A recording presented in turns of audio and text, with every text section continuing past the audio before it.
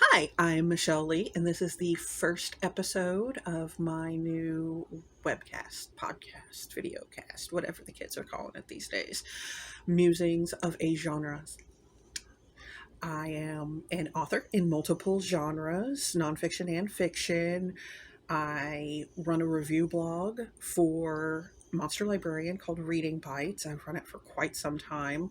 It is focused on helping librarians and other curators of public collections deciding what materials best suit the needs of their patrons, because a lot of librarians are not really educated on more commercial genres. We know the big ones, your Nora Roberts, your Stephen King's, but there's a lot of smaller presses and smaller uh, book availabilities that certainly would pique a lot of interest in readers if they ever get added to collections.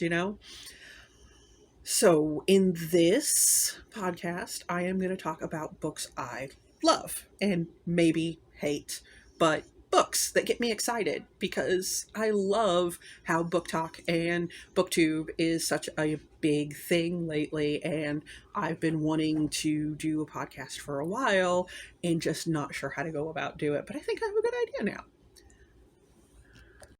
I am going to start by apparently giving my dogs a potty break because even though it's absolutely frigid outside, so cold that my Keurig froze this morning, they want to go out every hour.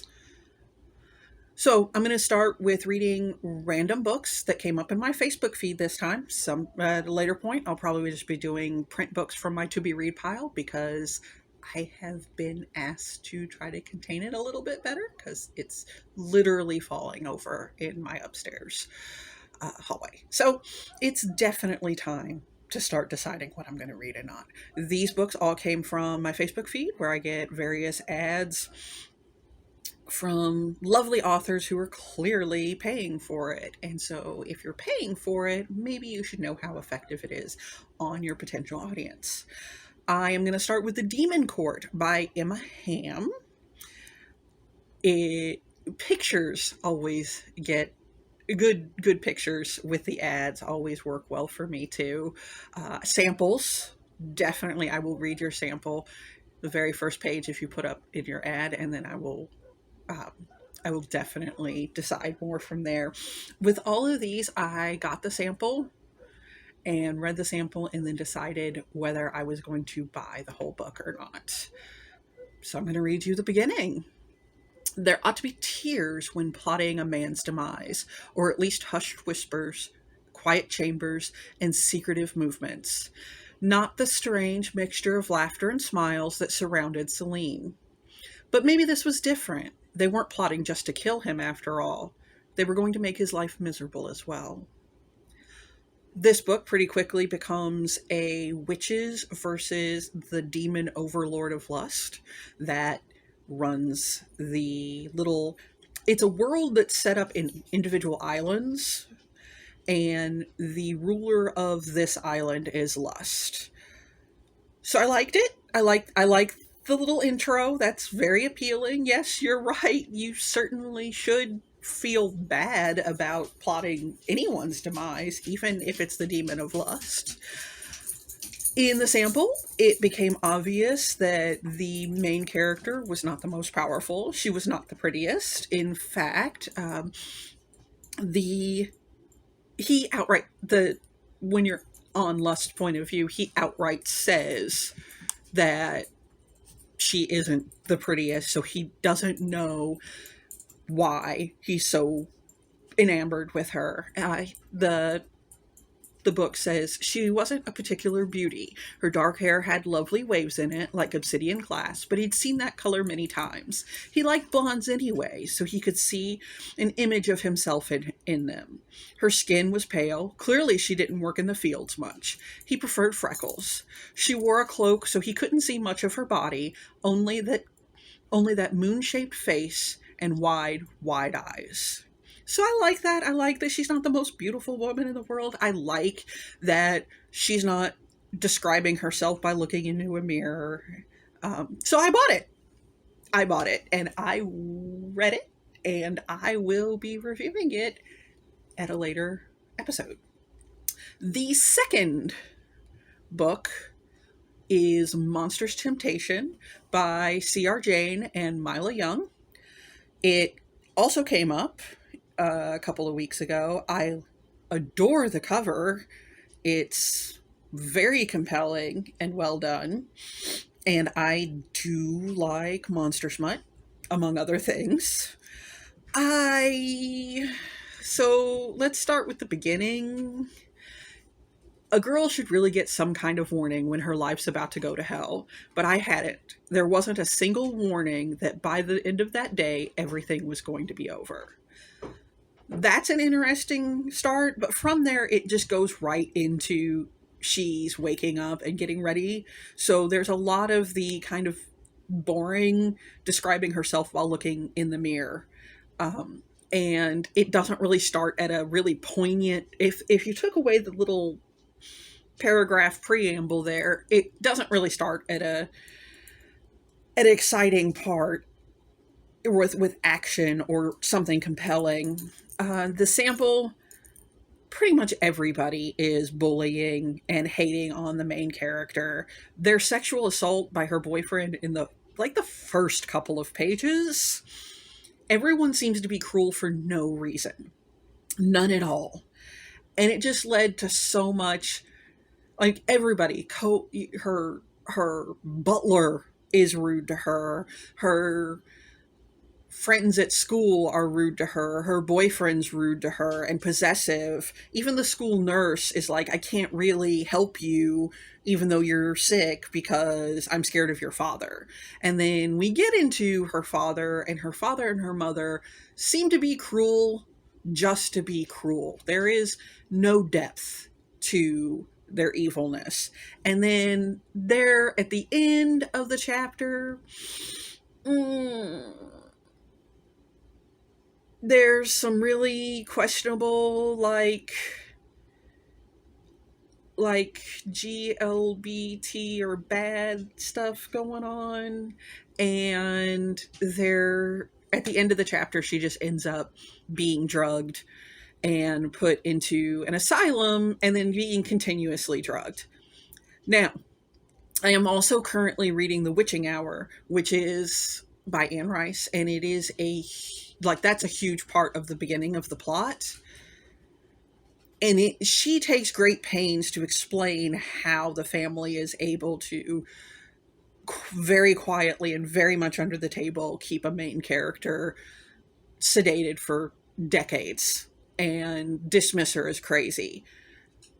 It's getting nowadays to where that's a lot less likely, just because there are more advocates for mental health and for people's autonomy, even if they have mental disorders. I did not find the setup very compelling or believable at all. She apparently continues to be kept in a madhouse until she starts taking medicine, and then she starts having a relationship, a very explicit relationship with her psychiatrist. I don't know if he's actually the psychiatrist because I didn't read that far, or a therapist. And then there's monster dream demons, but I didn't like how it was executed at all. So I'm definitely going to pass on that one. A lot of that information came from reviews. If I'm kind of iffy on something, I'll read the reviews and see. Spoilers don't bother me because it's the effect of the book or story that I really go for. So I couldn't justify continuing to read that. It just was not satisfying at all. So for the main course, we're going to talk more in depth about this episode, two stories that I really, really enjoyed and highly recommend. The first is Captive Girl by Jennifer Pelland. It can be found in Unwelcome Bodies through Apex Publications. It was Nebula nominated. Jennifer Pelland, I followed her on Facebook for a while. I don't think she's one of the ones I ever met, one of the authors that I've ever met. But I have liked almost everything I've read by her. I haven't read everything by her. That's pretty much where I stand with Jennifer Pelland. She is not very prolific. She pretty much came out with Unwelcome Bodies and then another novella, I think it's called Machine, also through Apex, which were both fantastic, but then just didn't really seem to stick with the author thing. On a personal note, I can understand that because it doesn't pay well. It really doesn't. But you do it because you love it. And in those Harper Lee vibes, she is absolutely brilliant for what stories she does have out. This one is about a secret government group who apparently at one point the Earth was attacked by aliens. They reacted by coming up with this department. I don't know if it's of the military, it's kind of vague about that, but where they hooked up humans, they trained humans to work through machines to pretty much become scanners for more danger. They've not had any more danger, but pretty much they're digital security guards, constantly looking through satellites to keep an eye out for more devastating attacks. The main character is one of these people. Let me start with the first paragraph or two. In the choreographed chaos of space, she searches for patterns that do not fit. She listens to the hiss and murmur of the interstellar winds. She peers into the visible spectrum and beyond. Whistling particles stream by, and her mind sizes them up, then discards them as harmless background radiation. Just flotsam on the solar winds. Wait, that light? No, it's just a weather satellite catching the glint of the sun. Too close, anyway. She does not let anything approach the planet without scrutiny. So, even though the setting is very science fiction, the story itself is very, very horror. So I'm going to read another excerpt of where it's going. Mittened hands grope at the metal mask, welded onto her face, and she's shocked to realize that they're hers. She sags forward into her walker, resting the mask on the padded bar that rings her. She's too tired to call up any video, any audio, and surrenders to her overextended senses to nothing. She struggles to walk forward, a few steps, but the seat/body interface chafes, and she works her mouth in the silent gasp behind the metal. So in order to do this, they have had to completely blind deafen their marks, their targets, their participants. Let's just go with participants, as awful as that is. And they made it so that they can really only see things on a solar system level when plugged into the computer systems, which means that they have to numb all their other normal human senses so that they can perceive that. In some ways, just a little bit, it reminds me of The Matrix and how The Matrix was originally supposed to be, because originally the humans weren't held as power sources. They were supposed to be held for processing power, which makes so much more sense. So this is a story of how humans are almost being sacrificed to machines. And it's more than that, because this, despite being such a story of something so big, it's actually a really personal story. So I'm going to read another excerpt where it gets kind of bad. They're ending the program, aren't they? Alice sits alone with no input, just picture and buzzing speakers waiting for an answer. Please say something, she types. Please don't leave me like this. I have a right to know. A shaky hand rests on Alice's shoulder for an instant before pulling away again. It sounds like it, yes. Celine's caretaker told the government about the three of you, and the president's calling for an immediate end to the whole thing.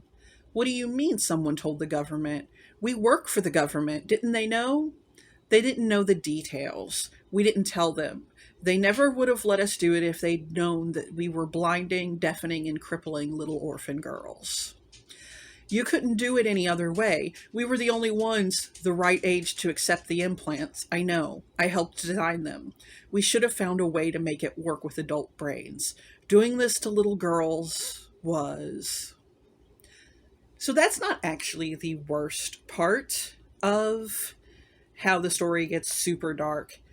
Alice, the main character, develops a relationship with one of her handlers. So this becomes pretty quickly like a teacher-student romance. I'm not going to read any more excerpts because it gets pretty intense, but I highly recommend. This story has stuck with me for a long time. And not just because of the... I do like bad technological aspects. I was probably the only fan of the Minority Report TV show, which talked about the 3 psychics that had been used to preemptively stop all crime. They were released, and it was about them trying to reacclimate to being a normal part of society. So that, I really liked that. It only lasted 1 season, so clearly nobody else really liked it. So you can imagine, if I also really like this story, the kind of dark take on science fiction and technology it might be. There are themes of like personal love, but also identity, fetishizing, abuse. I recommend the whole collection, but this story in particular is very, very stunning and definitely has stuck with me over the years since I first read it. You're looking at a trope where the main character is not like other girls, but this is completely horrifically taken advantage of, and also not at all a good thing, like all of our not like other girls tropes that people seem to love in young adult fiction. So now on to the second book I want to talk about. It is a little bit harder to find, although it's also not a huge mainstream book. It is available on Smashwords, and I found it on other non-Amazon places too. It's called Ember by Bettie Sharpe. I have to be honest, I went through a phase 10, 15 years ago where I hated romance, because my family, that would be pretty much all the women in my family would read, and they wouldn't even read the smutty stuff, and all the stories sounded like they were the same thing over and over, and that sounded boring to me. I was big into horror and dark fantasy. This is one of the first romance books that I read that I just really, really fell in love with. Ember is a retelling of Cinderella. It is different. It is a very familiar story, but is different in every single way, and I love it completely. No qualms. It's almost a perfect story in my mind. I'm going to read the first paragraph again. 1. The Witch. I know you think you've heard this story before, but you're wrong. Some would have it that this story begins with a virtuous virgin, a young woman of honesty and integrity, sucker-punched by cruel fortune and forced to sleep among the cinders while her mortal inferiors lived a life which was meant to be hers. Bull. I'm going to read another excerpt that gives you the concept, like how she sets up the charming prince, which I also adore. His given name was Adrian Just, but after the witch, Gastane, bestowed her double-edged blessing on his naming day, none called him aught but charming. Charm, she whispered the word in the language of the old ones, the tongue of curses and enchantments.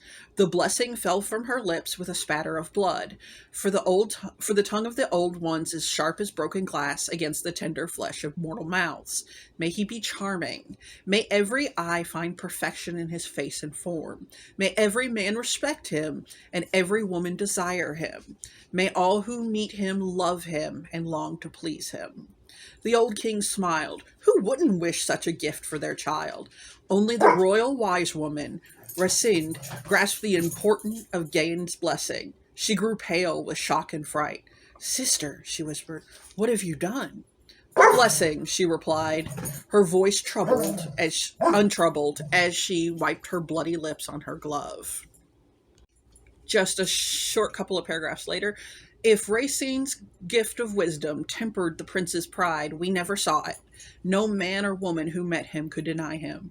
No listener who heard his voice could help but love him. He grew to manhood, but remained a boy, carousing, whoring, and pleasing himself in any manner that took his fancy. And we loved him for it. We loved him for the fortunes he spent on his horses and hounds. We loved him for the virgins he seduced, and those upon whom he bestowed the jewels of the royal treasury. We loved him for the treaties he struck, just by asking foreign monarchs to agree. We loved him for the wars he won, simply by walking onto the battlefield, knowing no man would raise a sword against him.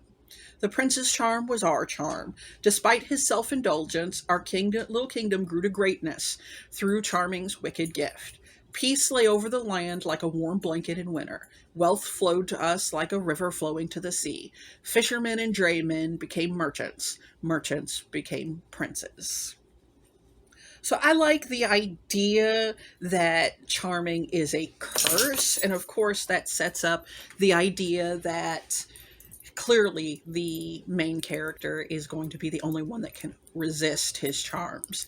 Except it's not really like that. She can resist his charms, but it's through great personal sacrifice of her own. And it's almost an obsession of Ember's to not fall for his charm again.